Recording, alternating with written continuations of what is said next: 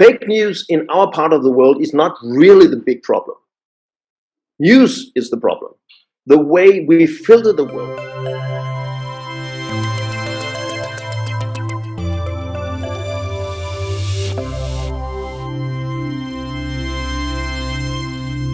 Welcome to Mind the Shift. I am Anders Bolling, your host. How is your country doing and the world? Well, you know where to look it up, right? Most of us think of the news as a primary source of information. Most of us follow the news on a daily basis, but it seldom makes us feel good, more often gloomy. Why is that? I mean, my own life seems nice enough and my friends are mostly fine. Are we the only ones? Or maybe the news isn't that reliable as a source of information. My guest today is Ulrik Haagerup, former editor-in-chief at the Danish daily Jyllands-Posten, among others, executive news director at the Danish public service broadcaster, and the founder of Constructive Institute. Welcome to the show. Thank you. Now, I've worked at news desks almost half my life, and the drill is something like this. This is a little bit simplified, but it's not too far from reality. Always find the flaw, always find the conflict, always be suspicious, always ask how bad can it get, never ask what is the best way out of this, and God forbid, never ask how good can it get. Now, you, Ulrik, you got tired of this negativity bias after decades in the business and founded Constructive Institute. Or what happened? Can you tell us what made you decide to leave the bleeding headlines and try to change journalism? I guess I eventually started to realize that the people who have been criticizing me and my profession, which I have been stonewalling for most of my career, because that's what we do.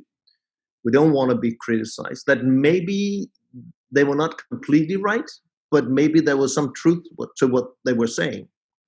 So I realized that more than any other profession, journalism is a filter between reality and the public perception of reality. And I realized, looking at events in my own country and globally, that people make decisions not only when they vote, but all decisions not based on what is reality, but what they perceive be reality, what they think are the facts. And when you come to think of it, what that perception of reality from? They get it from what they see with their own eyes, who they talk to by themselves. The rest is media. So I realized, and it took me actually many years to realize it. I might have said it in speeches. I might have bragged about it, how important we were, but I was maybe not really realizing the importance of journalism and the editorial decisions we make and the impact it has on the way people perceive themselves, others, and the world they are part of. That we influence more than anything else how people see the world. And if the way I filter the world is not based on an ambition to give people the best obtainable version of the truth, which I thought I did, because when we journalists, we are with other journalists, and that's mainly the only persons we talk to outside job.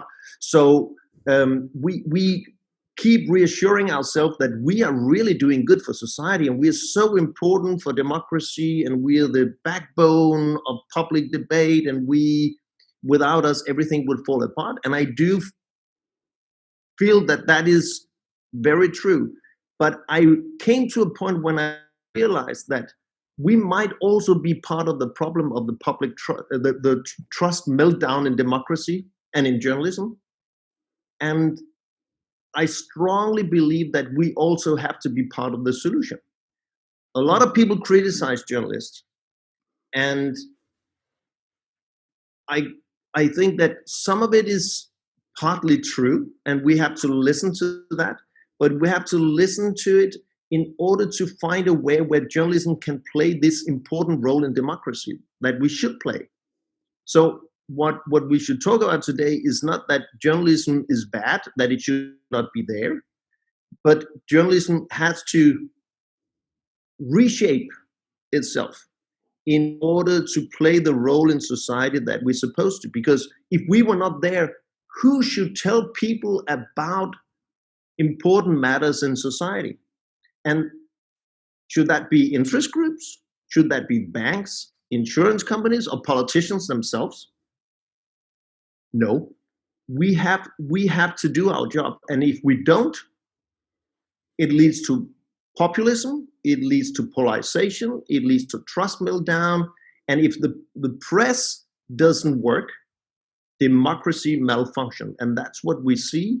Maybe not so much in Sweden, maybe not so much in Denmark, where we have tendencies of it, but you can just go to Germany, you can go to the United States to see, and Great Britain, to see what happens in a society when the press stops working, when people don't want to pay attention, they don't want to spend their money, they don't trust what we do.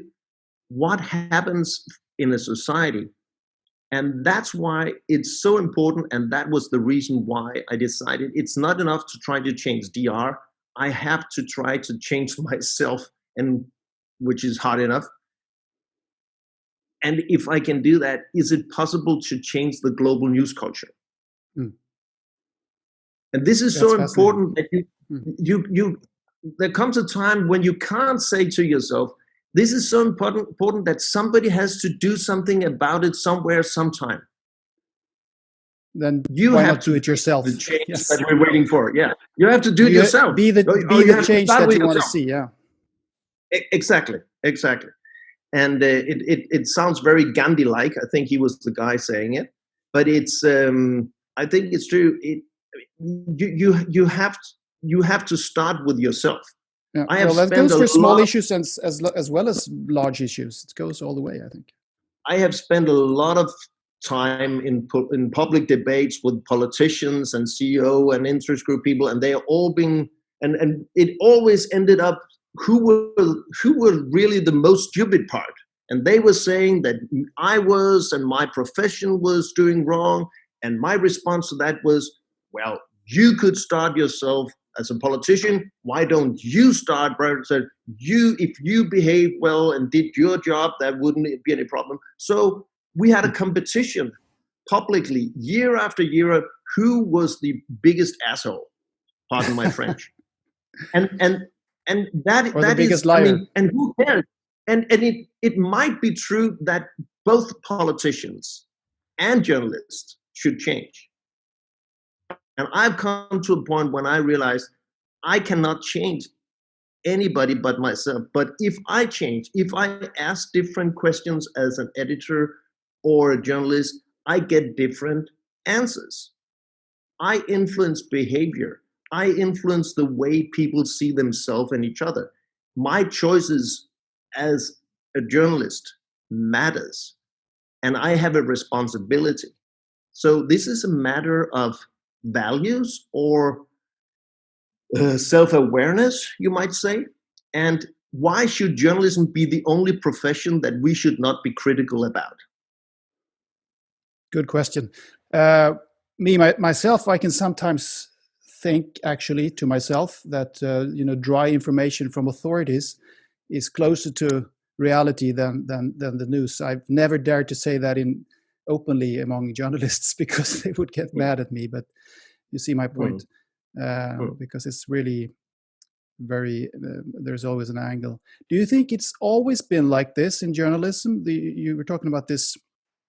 The thing that the fact that journalists are so important for democracy and should be the beacon of how people get informed before they go to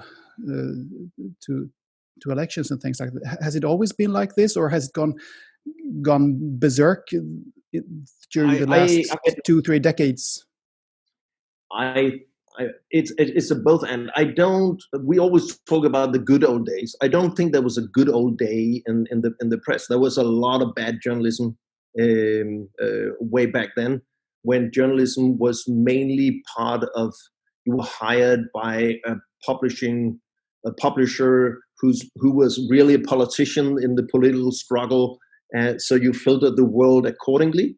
That was the issue for many times. Then there was a period where you basically just put your name on the press release. You were not really digging. You were not really doing a good enough job. So I don't think that you could say that in the good old days everything was fine and we should go back to that. This is not about going back, but this is trying. You know, after this summer, if as a 57-year-old man, you don't dare close the door in your bathroom, take off your clothes and go on the weight and look in the mirror and take the consequence of what you see, then you bad habits and you keep eating ice cream and you drink too much beer and you will end up getting fat, and your wife will stop thinking you are very attractive, and she will start looking at other men, and at some point you can't fit your clothes and then you will die. I mean, the point is, we have as professionals in journalism, we have to dare standing in front of the mirror and take the consequence of what we see. And if we dare stop taking a break, look in the mirror and really see ourselves in the mirror. Do we really like what we see? And what is happening now is that a lot of editors, a lot of publishers really don't like what we're doing. We are becoming a fast-paced, mediocre, cynical professions, running for clicks, running for shares, trying to get it in this growing war of attention. And to answer your question, I think what we have seen, the combination of the post-Watergate syndrome, meaning that we all want to tip presidents, we all want to bring down somebody, we want to get appraisal from other journalists that we look up to. That is one thing that creates culture. Combined with the digital age, where the amount of deadlines has increased rapidly, the speed in newsrooms have increased, and the management tools in newsrooms where you have all these KPIs, which change the focus of journalism to how many clicks do you get, how many shares, how many views, how many converts to subscription. All that becomes important because that's what you can measure. And if in any organization, if you can't measure what is really important, then what you can't measure will become what is important for you in your culture. And in our culture, how can you measure that your job at Dagens Nyheter is to enlighten people in Sweden and give them a balanced view about themselves, other people, and the world they live in? How can you measure that? But you can measure if you are bigger than Expressen, or if you have a growth rate higher than Svenska Dagbladet, or how many clicks and shares, and all that can be measured. So this business school logic has entered journalism, which to some part has been good, but not only good, because it has shifted the attention in newsroom to what can be measured instead of the responsibility we have looking at what do people really want, not what and need, not what they say and what they click on, but what is the responsibility and how can we play the role in society we need to play in order to have democracy function. So I think we shouldn't go back, but the problems we had created for ourselves and have created for society has increased rapidly in the last 20, 25 years. Wow. Are you talking only about the so-called mainstream media now, or are you also talking about, because now we are approaching this fascinating subject of what this change of journalism has done to the relationship between so-called mainstream media and alternative media, and what is called fake news, and the polarization that you were mentioning. I mean, these are actually three questions, but what is your take on what this change in journalism has done to the appearance of so-called alternative media and the appearance of so-called fake news, which I personally think often is just when somebody says something you don't like, you call it fake news. But anyway, that's a different issue. And then also polarization. Can you answer these three little? It's a lot of subjects on top of each other, but let's start with the fake news. Yes. I reckon that in Ukraine and in many countries, fake news is one of the main issues. I mean, misinformation and state-controlled, try to manipulate public opinions. It's not a new thing. It's not a new thing. But the digital age has increased the impact of it and the speed. The truth of the matter is, it's not really a problem in Sweden. It's not really a problem in Denmark. We just talk about it.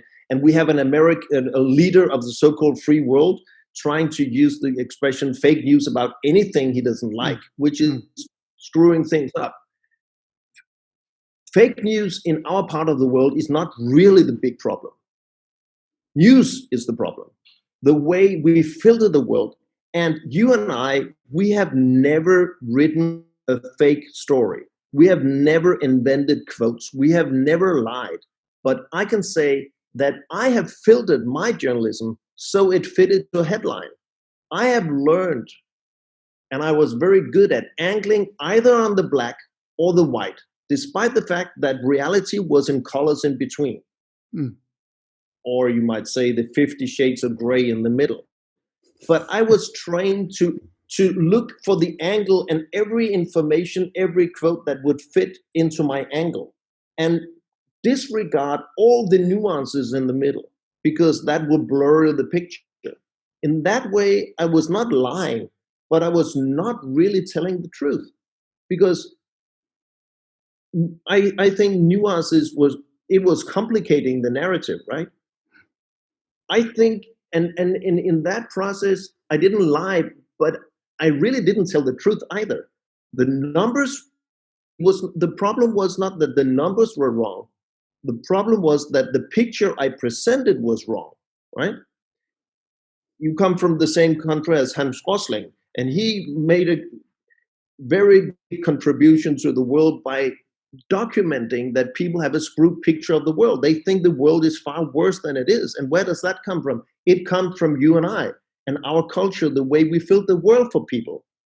I have never, as an editor in the old days, sent a reporter team to Rwanda or Burundi in the last 10 years in order to talk about the exponential growth rate in their economies and how life is prospering. I only sent reporter crews to Africa when there was civil war, or if I could get Red Cross to pay for the flight tickets to fly to a refugee camp where there was a drought and a lot of skinny children with ice in their eyes. And I'm not saying we shouldn't cover that. I just say we never did stories about the growth rate in Ethiopia, that change of power in countries like in Ghana. We never spent time on that because we didn't think that that was our job.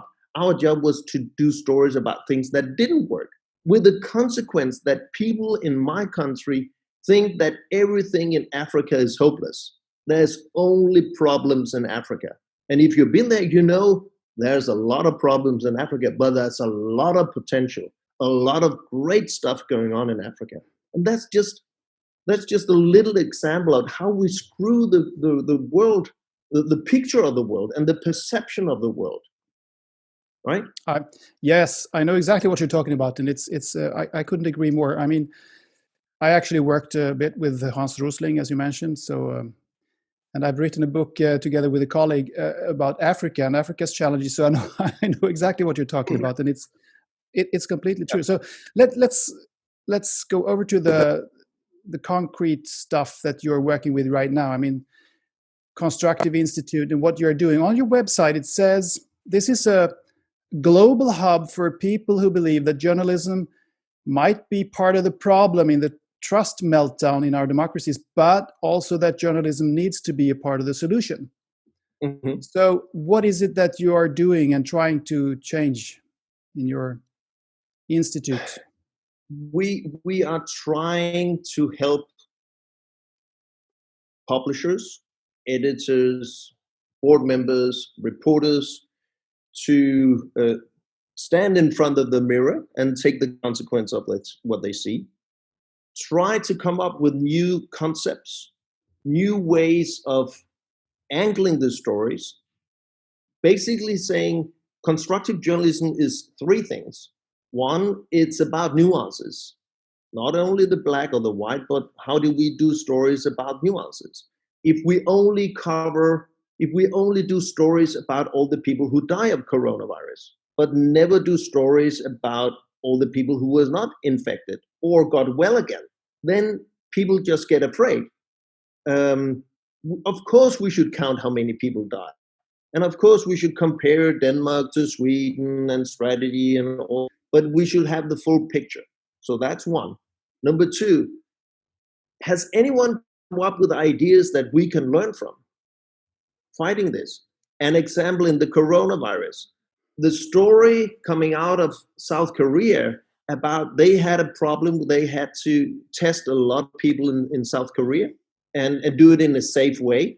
They couldn't bring them into the hospital. We can then they have to clean the whole hospital after each patient. It took a long time. So they got the idea, why don't we do as drive at McDonald's? So people sit in their car, they drive up, there's a nurse putting in the stick in their mouth and take the sample, and then they get an SMS 2 hours later whether or not they're infected or not.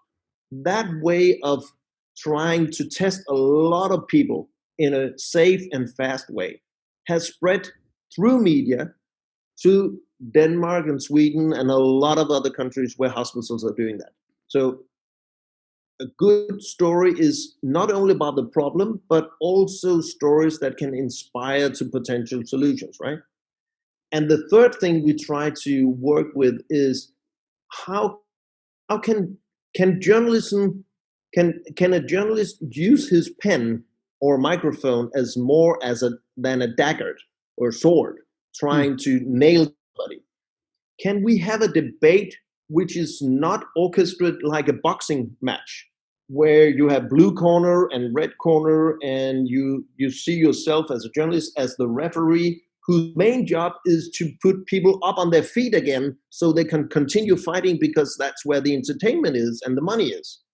Can journalists use the microphone or the pen as conductors, where you basically ask different questions in order to figure out what can we do about it? Can we ask the questions and engage people in a conversation about now what and how? How often do you hear a question in a debate on TV where the news anchor would ask one of the people in the studio, is there anything he just said that you agree on? That's a different question than what do you think to the fact that he just called you stupid? And my colleagues have been trained. Now they're starting an engine out here. I don't know what it is. Cutting the grass. We've been trained. Okay. We've been trained to enhance the conflict when it was there. Can we do it differently? So that's three ways we try to work with constructive journalism. Mm. Okay, talking about this interview situation and debate situation, I'm thinking of the symbiosis between, and maybe this is part of the problem, also part of the reason why things have gone where they have. There's a symbiosis between journalists and decision makers of different kinds, not least politicians. I think you can agree there. It's kind of a little dance. And it's very difficult to get out of that little dance, I think, because I think that politicians, they have their own agenda and their own way of also they have an interest in angling things for their own purposes, and they use journalists and journalists use politicians. So it's kind of a dance there. So how to get out of that? Don't you think we have to, or you have to, involve even politicians in this work? And we actually do. You do? Yeah, we did just after the election. We had in June last year. I got so frustrated that I thought, now these new people, 1/3 of the parliament was with new people, and they came in, and I said, what will happen now? Nobody will tell them about the job they're getting.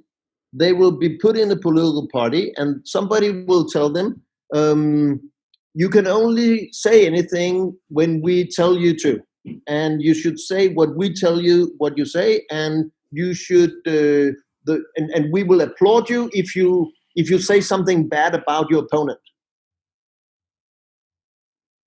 So I said, so one of the problems in democracy is that a lot of people don't want to follow politics anymore. They don't want to be member of political parties. They don't want to participate in the political climate. And a lot of people don't want to run for parliament anymore because the political climate is so infected by conflict and cynicism that we need to do something about it. Should I try to ask them to? Can you hear that in the microphone? Yeah, the but it's not very loud in my Okay, I can earphones. take the microphone a little way. Okay, so what Yeah, we that's did better. was that I invited all the newly elected politicians to what we call 24 hours for democracy, and we Wow. gave them, basically, we treated them as if they were newly employed in a big national company, saying, okay, here's the market, here's Denmark. We did it in I invited the head of the National Statistical Office. He came and did a talk. I had former ministers and politicians leaving Danish politics out of frustration and come and talk to them about what would they have loved to have somebody telling them when they started. We talked about leadership. What is leadership compared to management? And we had the leader of the year of Denmark, the best leader, coming in and talk to these politicians. And I talked about journalism and the political culture. They were there for 24 hours. Oh. All these newly elected politicians, so they could create a network, and they could start talking. And they had been elected for 2 months at the time, and they were already now so frustrated. And the main frustration was the culture they were part of, and the main reason for the political culture was the press. They were being called up by journalists, by respected media, asking them. I still remember this newly elected politician saying, ask the other ones, is it supposed to be like this? I get a call from a journalist from a big newspaper asking me for a comment on a report that came out 20 minutes ago. And I say to the journalist, can I get 20 minutes to read it? And she said, no, I need it now. I have a deadline. Yeah, but I haven't read it yet. Well, then I will go to another political party in the opposition, and they would get the airtime, right? And she said, well, then I think it's, and then she had to come up with something and criticizing the government for not doing enough. She hadn't even read the report. And she said, and she was so frustrated. Is this the way it's supposed to be? Some of the politicians, they spend 70% of their time in parliament dealing with media, trying to do tweets, trying to update their Facebook profile, try to write op-ed pieces that could go into newspapers, try to pick up the phone when journalists calls. They are so obsessed with journalism that if we don't train them, not as most spin doctors do, try to deal with this, just do more of this, which will just make the problem worse. We have to help them understand what's going on, and we have to both help the politicians. When I say we, I say Constructive Institute, not journalists. And we have to tell the journalists what's the consequence of what we do. And let me say something maybe very controversial. Shoot. Comparing terrorism with the most important handgun and weapon for terrorists, such as ISIS, is not Kalashnikovs or suicide bombs. It is journalists. The whole idea behind terrorism is that you create news stories that are so dramatic and so newsworthy that they will be covered. By doing so, the journalists and the news media will spread the fear to the mass population. That's the whole idea behind terrorism. Mm. Same That's also thing, symbiosis between the terrorists and the journalists and the politicians. Of course. It's all a big dance. It's a big dance. I'm not comparing populists like Donald Trump to terrorists, but I am saying that same logic lies behind what populists are doing. We had one in the running for Danish parliament, calling Rasmus Paludan. He was the first 3 weeks of the political debate, the election debate, the second most to the prime minister news covered politician. Why? Because he constantly went out in the Muslim neighborhood to burn the Quran. Why did he do that? Because then he would get in the news. Because all the 24 hours news, TV stations, all the tabloid papers, and the so-called serious news organizations send out news crews there. Because what if he did it? What would happen if the Muslims tried to kill him? What would that? He was deliberately into the news criteria, with the result that he was so exposed. Donald Trump in 2016, early 2016, at the time when he was not really, got media coverage in the American press for 1.9 billion US dollars, which he had to spend on advertising in the United States. But he didn't have to spend one dime because journalists and news organizations did the job for him. At that point, he said, media loves me. Why did media love him?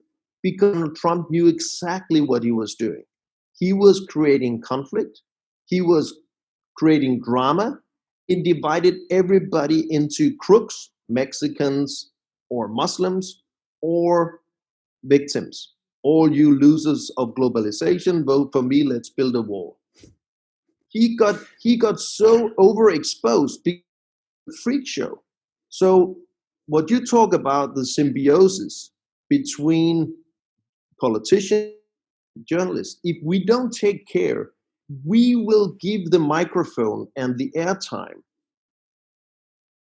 to the politicians who are loudest, most rude, who are mostly criticizing everybody else, who's blaming somebody, who's creating drama and conflict, and divides everybody between crooks and victims, with the results that will lead to overexposure to populists, people with easy solutions, and people who mainly blame everybody else. Our instinct in journalism is that we focus our attention, and therefore also the public attention, on that kind of behavior in politics. Yes, because it's also entertainment, isn't it? I mean, Sure. When you get engulfed in this when you're working with journalism, you feel the drive to entertain also and all that. But well, I guess the core of it of the whole thing is a very, very simple truth. It's the truth of truths, and it's very trivial, but it's that we are all humans, and we are all just about the same. But we identify with the roles that we take on, and that we just point out to everyone else, and we think that's us. But anyway, what do you think? Well, talking about that, how much of this do you think, if we focus on the negativity bias, I hear that you are also talking about the bias in general in journalism. It could also be a positivity bias, which is less common, but there is a bias anyway. It's always angling, But if we talk about the negativity bias, how much of that is really fundamentally human? That people that it's human to look for danger, because I mean maybe back in the Stone Age we were constantly had to look for dangerous animals and all that, and in this society where almost nothing is dangerous, and I know Hans Rosling has been talking about these things as well, then we kind of search for danger, and that means that we are looking for danger. Even, I mean, to what extent is it human, and to what extent is it just journalism gone over ambitious? It's not over ambitious. It's playing on human instincts, and you're absolutely right. We have psychologists talking to us about that, and there's science documenting what you just said, that we are primed in our DNA to constantly search for danger, because if we're not looking, if there was a little rattle in the grass to your left, there could be a sable tiger there and jumping up and eat your second child, right? So we are primed to look for danger, and we have used that. And with breaking, we're constantly pointing people's shoulders. You have to look here in this growing war of attention. Look here. There's a tree fallen in Indonesia, and somebody died in Yemen, and there's also something wrong there, and look there, and this might also be bad if this happens, blah, blah, blah, blah. So we do that. I think the point is that psychologists say there's one force which is even stronger than fear, and that's hope. The hope is the reason why that people to all ages have gone up in the morning despite of all, thinking today might be better than yesterday. We can do something about it. Hope is really a big driver, and I think if we're really cynical about it and really commercial thinking about this also, we have been very cynically focusing very, very much on trying to talk to the lowest instinct in the fear, trying to tell people all the bad things that can happen with the consequence we talked about. There are a lot of things that have gone wrong. There are a lot of things that we should tell people in journalism about, things that are potentially dangerous. And of course, we should talk about that. We shouldn't ignore. This is not a North Korean version of journalism we're talking about. We shouldn't paint the sky blue. But if we could also talk about ways out, hope, inspiration, now what and how, which are the two questions that none of us have learned in our journalism education, but which are questions leading to hope, to ways out, then I think we do commercially journalism a good job, and we do society and people a good job. So this is not, we should take care of the tyranny of the or, as the Americans say it. It's not an either or. Either you're critical or you are constructive. Either you focus on things that are fearful, or you only talk about hope. I think it's a question about giving a fair and picture. See the world not only with the eye that confirms the angle you have when you start your research, but try really to see the world with both the left and the right eye. Yeah, and change the angle as you go, if that is exactly needed. But can I say one thing about that? And this is one of the secrets of journalists, which is not really healthy for journalists if it comes out to the general public.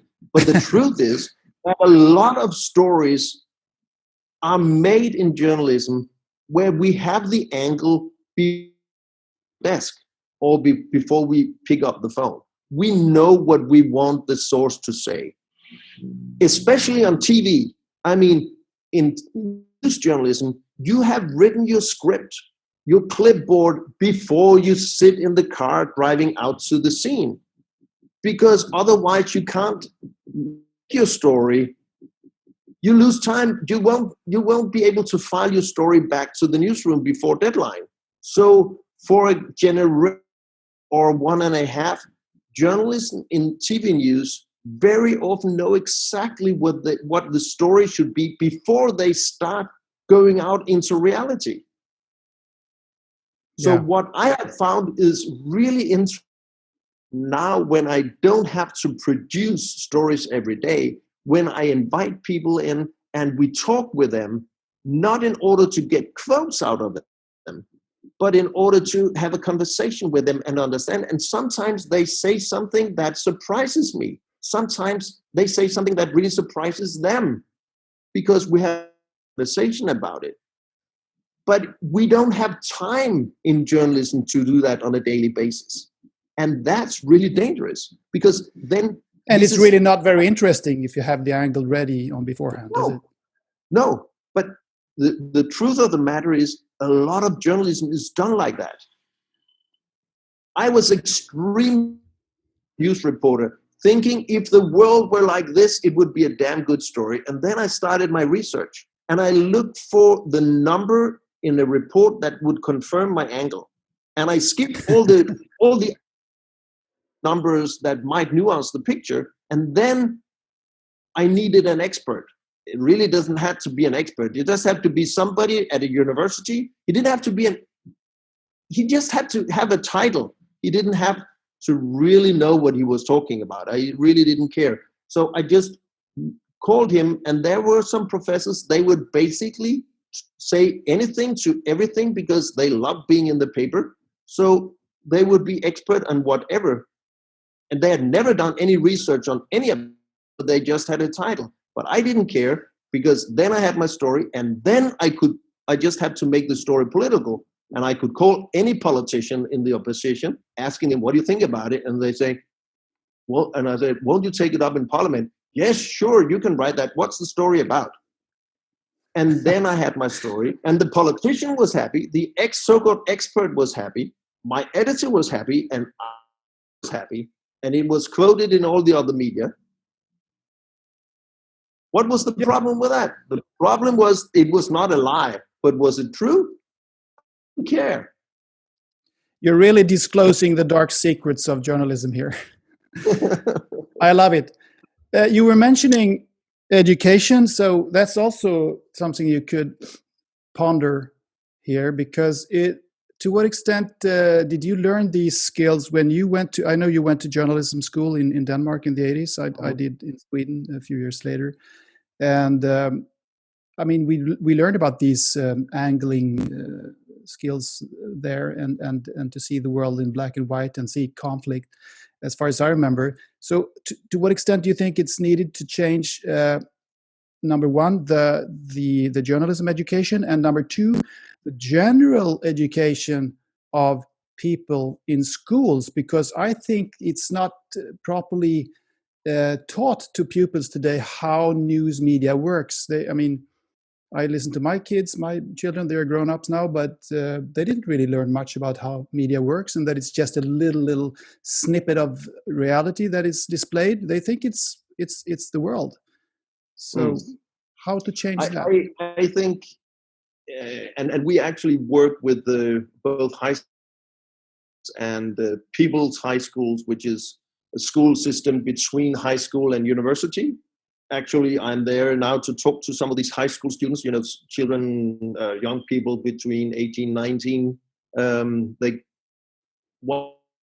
Danes, they go to these people high schools, I think, before they start university or their further educations.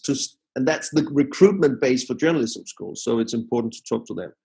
And for 2 generations, journalists in Denmark, and I think it goes for journalists in Norway, Germany, Great Britain, and I think also Sweden, have been taught that they are based, when you talk about news, there are 5 criteria for news that we should use in order to make a story newsworthy.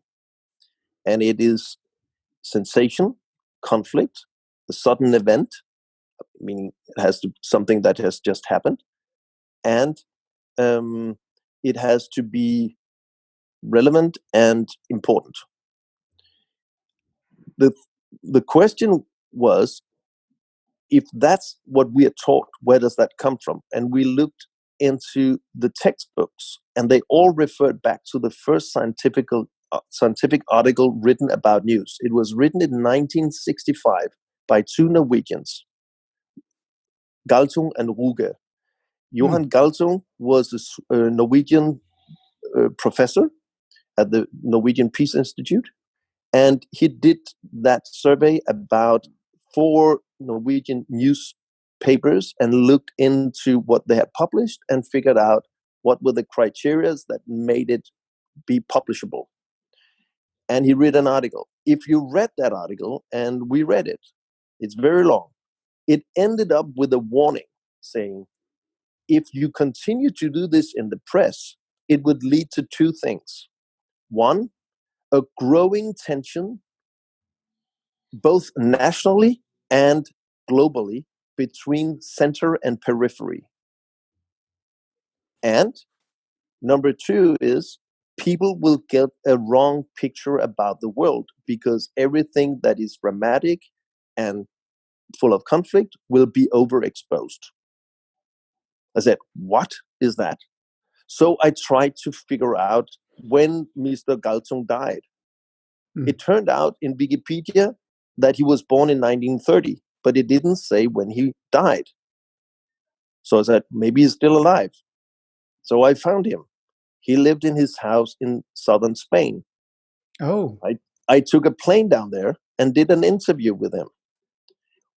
It was the first time that he had talked to a journalist for many years, because, as he said, journalists have for 30 years, 40 years, 50 years completely misunderstood what I was saying. You are now teaching each other, generation after generation, about a standard which I meant as a warning. Well, what he predicted is pretty much what has happened, isn't it? Exactly. And that's what was his point was. He was an extremely bright guy. I wrote an article for The Guardian about it, and he was at our second global constructive journalism conference in Geneva, being 88 at the time, and he came there, and from stage he said, you have misunderstood what you're doing, and it is destroying politics, and it's destroying journalism. Oh, wow. Would you say, do you follow news less now than you did before? Would you even recommend people to follow the news a little bit less to feel better? I don't think this is a matter about feeling better. It's about being well informed. Yeah. So it could be the same thing. Yeah, but I tried to choose. I still like news. I think the most scary thing for us in our profession and for society is that it has become socially acceptable for people to say to each other, I don't want to follow news anymore. I don't want to be part of the societal debate. I have dropped out. I spent my time on Netflix series and Facebook updates from my 762 closest friends. Or if you're a man, I watch soccer matches and play on them all the time or play PlayStation. That's what I spend my life on. And that has become socially acceptable. Just 5 years ago, there would have been an uncle looking at people saying something like that, saying, are you crazy? It's part of being a decent citizen to understand what's going on in the world. You have to follow the news. Now it's becoming okay to say, I don't want to do it. I don't care. That's true. Well, I can tell you that I follow the news much less now than I did a couple of years ago, which has to do with my inner and outer journey myself, my personal journey. But I'm an old journalist. I know exactly where to find the information anyway, and I know pretty much about the world. And if you have these little news flashes on your phone, you will get. I mean, if something big happens, you will know. You don't have to. I mean, I was watching 3-4 news shows a day and read 2 newspapers a day. You don't have to do that.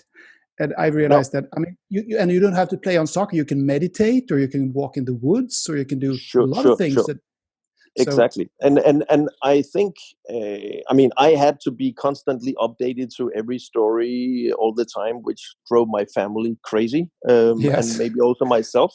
So I do it differently now because I don't have a job where I have to do it. But I, not only because I have to be, but because I like, I like to be informed, but I read differently, I watch differently, I am more selective on who I what I spend my time on, and I want to.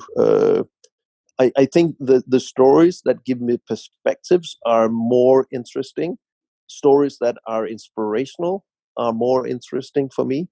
Um, I get fed up during the coronavirus that all these figures coming out, how many people were infected in Hungary, and it was like soccer numbers coming out all the time.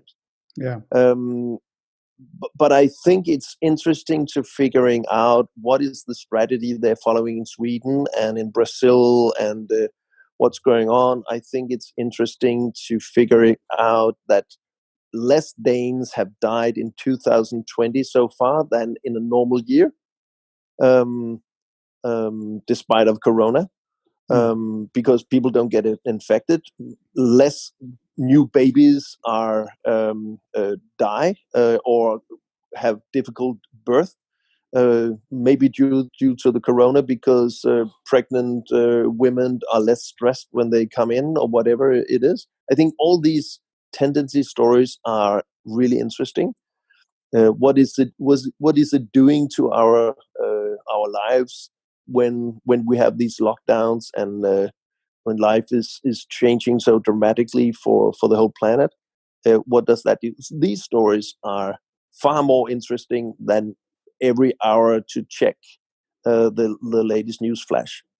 yeah, super important. And this has been an extremely fascinating conversation. Finally, I would just like to wrap it up by going back to your Constructive Institute here, and I saw on the website that there are many news organizations joining the institute, and I don't really know what that entails. I mean, do they pledge to be less misery biased, or that's a question? And also, you say that you want to change the global news culture in 5 years. Will you be able to do that? I think it's when you Heinz ketchup, when it came in glass bottles, you had to tap it on the bottom all the time to try to get something out, and for a long time nothing comes out, and all of a sudden everything comes out and it's a mess. I think dealing with constructive journalism, I feel like I've been hitting the bottom of the glass bottle for a long time and nothing came out, and all of a sudden a lot of things are happening. A lot of news Okay. organizations realize now that no, this is not a North Korean version of journalism. Yes, people read these stories more, they spend more time on them, and they share them more on social media. It's not only good for society and for the journalistic self-esteem, but it's also good for bottom line. So a lot of news organizations are picking this up. Most of them in the beginning in Denmark, but we have the first fellows from Germany. We are I've just been to Australia just before the coronavirus closed down the airports, and they have now decided at ABC News, which is the SVT in Australia, to make constructive journalism one of the main news strategies. Same thing happening in Germany. I've done workshops at the Times of London. I think that 70 to 80% of all news organizations in Denmark are now working with it. I know SVT is really working a lot with this. NRK in Norway is saying constructive journalism is the main thing for what they're doing. Also, France Television is working with it. So a lot of things are happening, and it's not because we have. It's not a religion. It's not something that you have to convert to.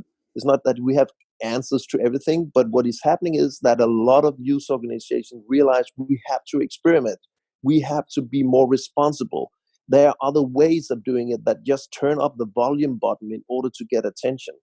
That's what's happening. And a lot of these news organizations come to us and say, we would want to cooperate with you. We would like to share ideas. we would like to have you come and do talks, or we would like to share our numbers or our frustrations with you, and we would like to know. So we are not a consultancy company. We are financed by philanthropists and mainly foundations, and giving us money in order, based on the logic that they know. None of them say they are supposed to support journalism, but when they understand the logic that they support democracy through better reporting, then that's what's working. And now foundation call us because they want to partner up with us and work with this, because they can see this is working, and this is important. So I think I am very naive, but I think you have to be very naive in order um, uh, to buy into the old Apple commercial saying people who are crazy enough to think that they can change the world are the ones who do. Mm. So I do think it's possible to change. I've spent all my career in journalism, tried to change culture, try to change culture from a newspaper thinking they were only going to work on put ink on paper, and suddenly changing them to understand they are a media house who should also do online and social media and TV and radio. How do you do that? How do you change culture so you have more investigative journalism? How do you and now how do you change a culture so you think in your news organization your job is not only to scare people and get their attention or to document problems, but it's also to take the next step and say, how do we deal with these problems? You can inspire all these ways of changing mindsets, which is it takes a long time, but if you change the mindset, it is lasting, and it's really, really powerful. And what we are seeing now is that the mindsets are shifting, and people are experimenting. They're getting results. They're sharing. They learn more. We all learn more, and we share it more. And I think it's spreading. And then it's great having a slogan say we want to change the global news culture in 5 years. You can continue to say 5 years, also in 2 Oh, years. yes. Say 5 years, also. So, but it's more catchy than saying we want to change it in 100 years, right? But I do think that we have 2 more years before the first 5 years. In 2 years, no journalism school in our part of the world will not. They will all know what constructive journalism is. The best of them will start teaching it. All the public service stations, they will practice constructive journalism. The best legacy media will have constructive elements in their news feeds and the news streams, and more and we will have constructive institutes in Germany. We'll open that in 2021, and in the Southeast Asia, and later we'll have it in Africa and in South America. Oh, that's brilliant. So we should all mind the shift in journalism in the upcoming years now. I think so, and change is possible. Change is possible. What you set your mind to, is what is going to happen, I believe. I don't think it's naive. I think it's the reality. I think it can happen, and especially if and there are a lot of great minds such like yourself who have been thinking like this for a long time, and I think, and this is my last point. Then I'm so old. We have the same age, so we both remember when people in our profession became frustrated with journalism and said we need to do a better job to dig beneath the surface to tell people about wrongdoings. We need to control power better. So they invented a word called investigative reporting. And a lot of reporters said, what the hell are you talking about? Every journalism is investigative. But that was not the case. So they invented a new vocabulary. And because they did that, we could start talking about it instead of talking about quality or better journalism or whatever. So because we had a vocabulary, we could start figuring out what are the tools we should use. And we could find out, how do we get the documents? How do you interview people who don't want to answer? And all that we learned with investigative journalism, which was good. Now the same thing with constructive journalism. It's just a word. It's a vocabulary. But if we have a vocabulary, we can start talking. We can understand what we're talking about. We can conceptualize. We can fill up the toolbox with new ways of serving the community better. And that's what constructive journalism is all about. Yes, I think it's a brilliant concept. Fantastic. Good luck with this important work, Ulrik Haagerup, and many thanks for joining the show. And thank you for inviting.